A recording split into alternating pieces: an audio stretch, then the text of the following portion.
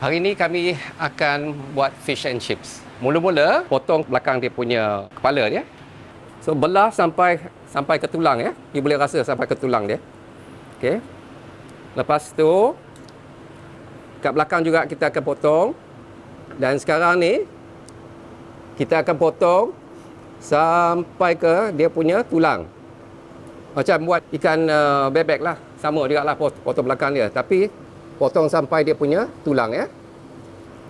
So berjaga-jaga, jari dia selalu kena jauh daripada pisau ya. So tengok ya. Okey, sekarang ni kita nak buangkan kulit kat belakang dia ni. Jadi kita kena potong daripada belakang lah. Pegangkan kulit kat bawah ni.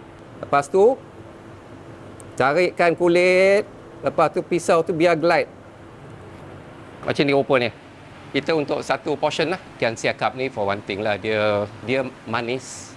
Lepas tu dia isi dia tebal. Untuk seekor ikan ni kita boleh dapat 2 portion. Lebihan-lebihannya selalunya kita buat stok ikan. Stok ikan tu boleh buat dalam masakan lah. Untuk dalam seafood ke, sup ke.